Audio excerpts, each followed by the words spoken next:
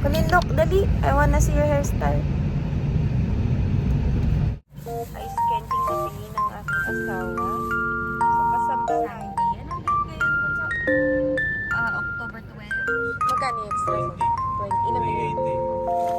Malinis na siya, pero sa mata nyo, hindi. Chang, natapos naman na tayo sa ating mga tiklupin, no? Put it back in your bag. Kid ka pa rin talaga. Yan na ba yung ulam? Itay chicken. No. Walang tao dyan.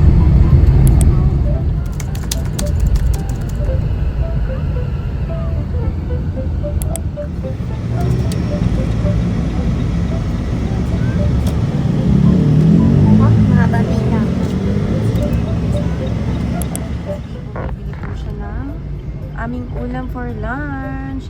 Pero babalik pa siya ng work. Sumaglit lang siya kasi nag-church ng kami sandali. Naman po si Waswas ng ice candy kasi 10 minutes pa daw po yung lechon manok. And ito yung ice candy na bilhin ni Waswas.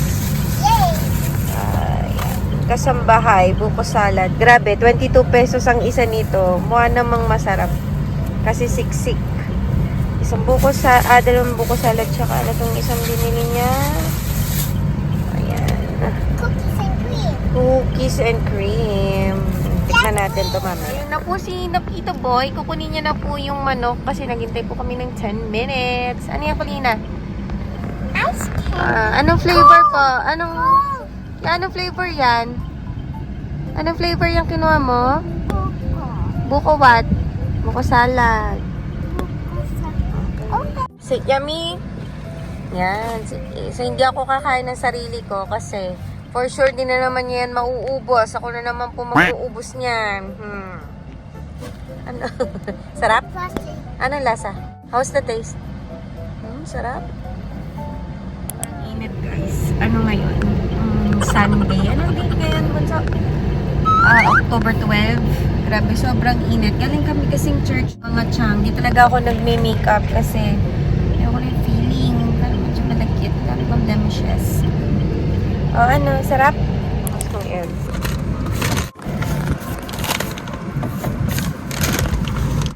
Magkano to? Magkagawa na extra sauce. Magkano yung extra sauce? 20. Ilang bilhin? 380. Okay. 380 plus extra sauce. 400. Sinangag Express. Maganda yung ano nila, no nga, nakuha nilang tawag dyan? Pwesto. Nasa kanto. Hi guys! Noski nga po pala ulit and welcome back to my YouTube channel.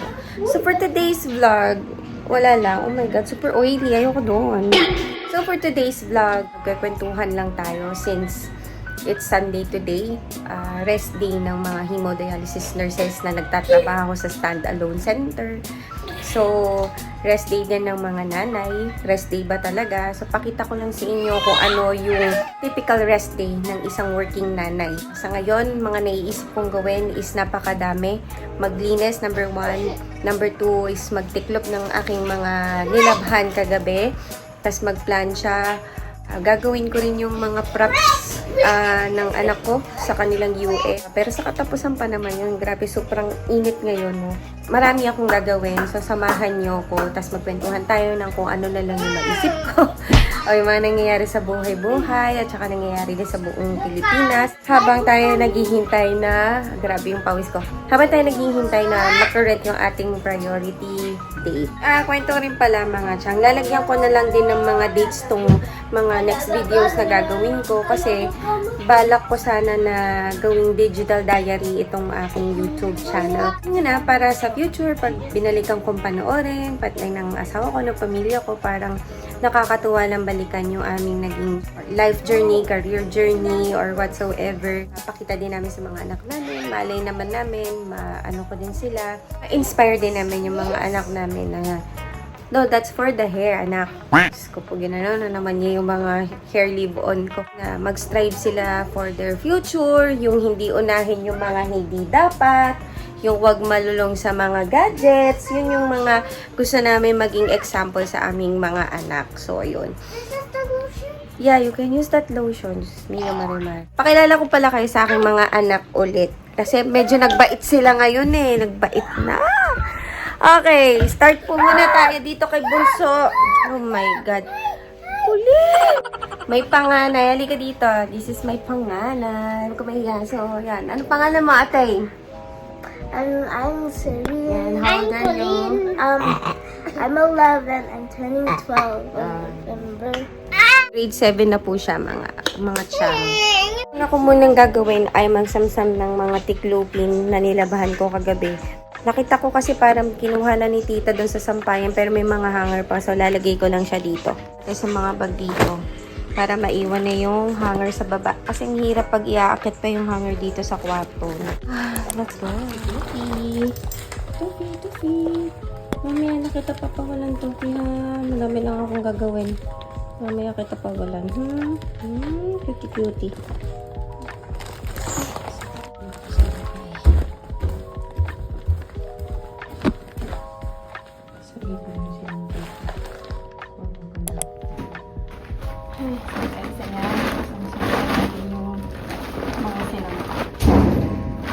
Napainitan na to. So, sansamin na natin para mamaya titiklopin na lang. Okay?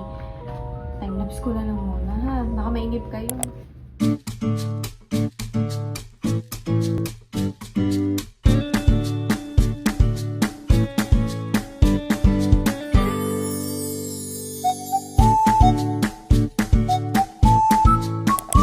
Mga chan, ito ang aking mga tiklupin. Ay pa dyan ay plantsahin. Yung mga pambahay kasi tinitiklop ko na lang yan. Siyempre yung mga uniform, pinaplansya natin yan. So, yun lang. So, ayun. Grabe, pawis ko. Oily. Sobrang init. Napa-aircon kami ng Diora. So, yun. Habang nagsasaing pa naman sa baba, alas 12 na kasi, simulan ko na ng konti itong tiklupin. Tapos, pagkatas na sinaing, i-prepare na natin yung yung lunch namin. So, ayun guys. Hi! Maniniklop tayo ngayon. Wala. Kukwentuhan lang kasi tayo, no? So, ngayon, again, October 12 na po, no, mga chang. So, ilang araw na lang lalabas na naman po yung visa bulletin for the second month of this fiscal year. So, ano ba ang dapat nating i-hope? Do we keep our hopes high? Or we just, kung ano na lang yung ibigay syempre ng tadhana or ng Diyos, no?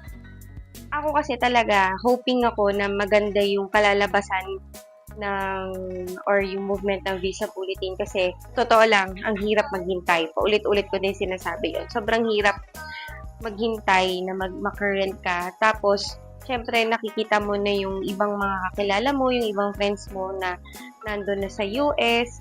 Parang syempre, na-visualize mo na yung sarili mo na parang, wow, kailan kaya kami. Pero alam din naman natin lahat na hindi porket nasa US na is in a snap maganda ang buhay. We will still keep on struggling.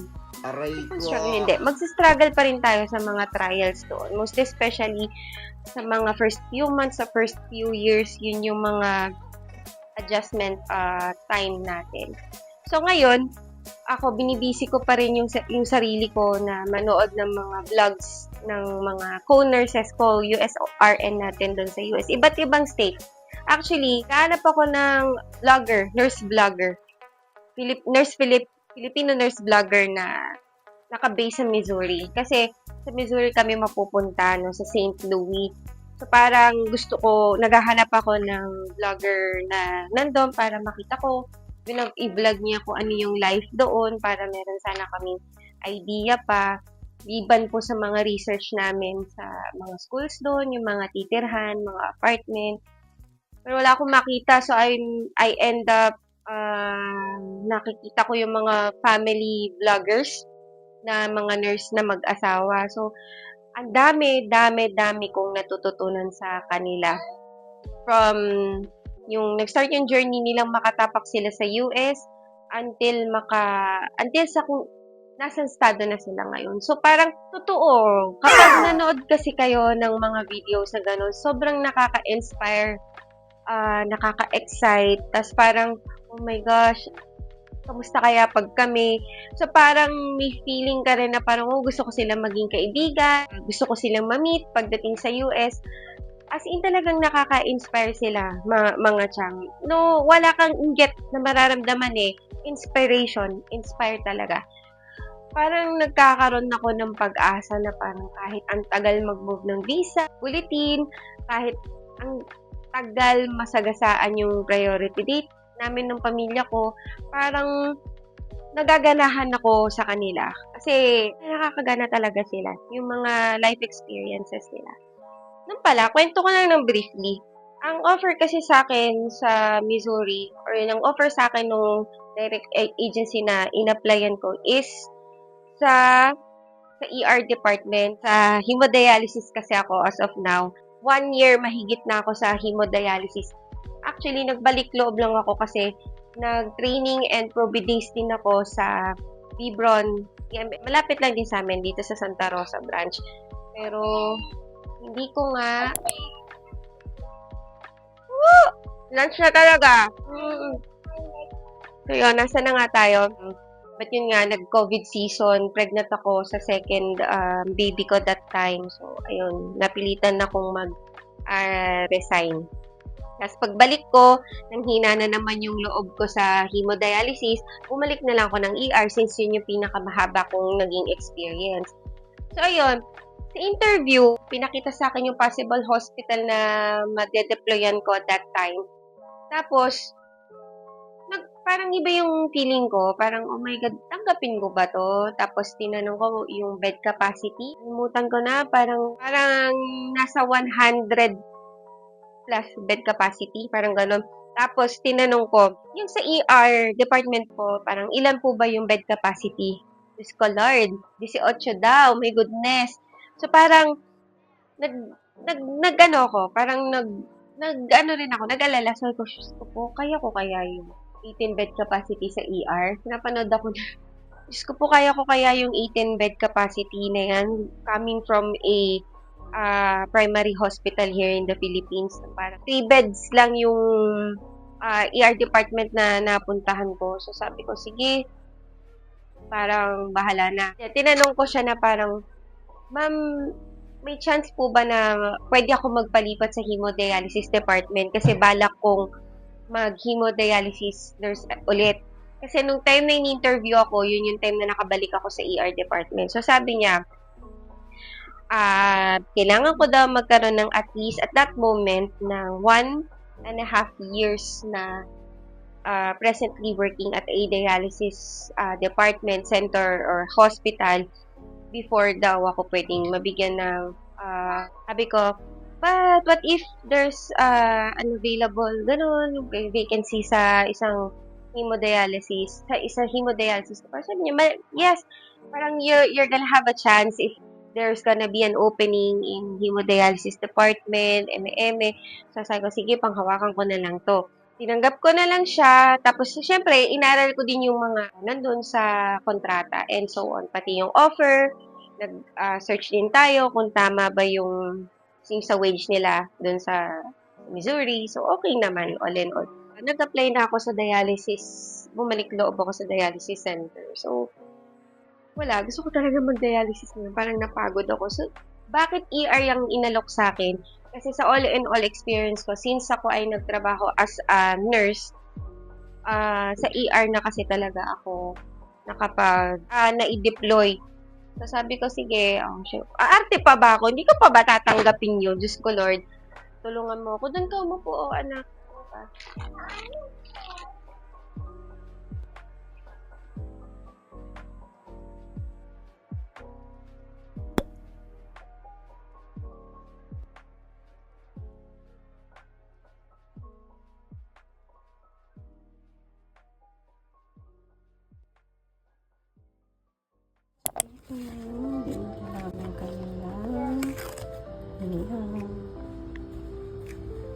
What's the food? Ito, inihaw. Can I eat? Yeah, of course. Kakainin ko ng leftover. Tapos meron din kami kamote.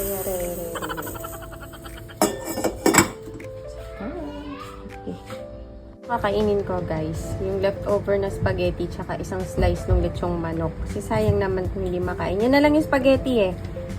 Thank you. So, ayan mga chang, natapos naman na tayo sa ating mga tiklupen, no? Tapos ito, planchahin ito. Ayan. Planchahin. So, natin magagawa. Muna to sa mga cabinet, mga chang. Tapos, maiiba ang ating plano for today. Kasi, baka mamaya na ako maglinis ng terrace. Isasalansan ko muna tong mga to. Kasi patutulogin ko muna si Bunso at inaantok. Ang hirap kasi... Oh, ang hirap kasi pag tinotoyo ng inaantok. So, ayun. Pala mga chang, pinanood ko yung video habang nagtitiklop kami ni Bunso. Hindi pala, nawala pala yung audio dun sa may bandang part ng tinabihan na ako ni Colleen sa pagtitiklop. So, more on, sinabi ko lang naman doon is, pinaka na-credit nila is yung ER experience ko kasi nasa more than 10 years na yata yon. Tapos, di ba, nag-UAE ako for 2 years. Then, after that, saglit sa dialysis, then bumalik din ako sa ER for additional 2 years before ako hemodialysis ngayon. Ayan si ate. So, yun na naman yung mga pinagsasabi ko doon. Tulogin ko lang tong tiyanak na to kasi maya-maya tutuyuin na to. After nito, magagawin ko, maglinis ako ng terrace. Kung hindi kayanin yung terrace ngayon, next day off ko na lang, which is sa Thursday. Kaya pinatay ko na rin pala yung ilaw. So, kanina din pala, kalagitnaan ng pagtitiklop ko, nag-lunch na rin kami doon. Kumakain yung dalawang bata sa baba. Tapos ako habang titiklop, sumusubo na rin kasi nagmumultitask talaga ako. Kasi gusto ko sanang malinis yung terrace pero mukhang malabo ngayon. Madali lang naman maisingit yung terrace. Pwede rin ang terrace after na duty ko bukas ng 4 p.m. So, bahala na kung ano. Kasi magpa-plancha pa ako ng mga uniform ko for 1 week. Mga uniform ng mga tiyanaks. So, we'll see about that.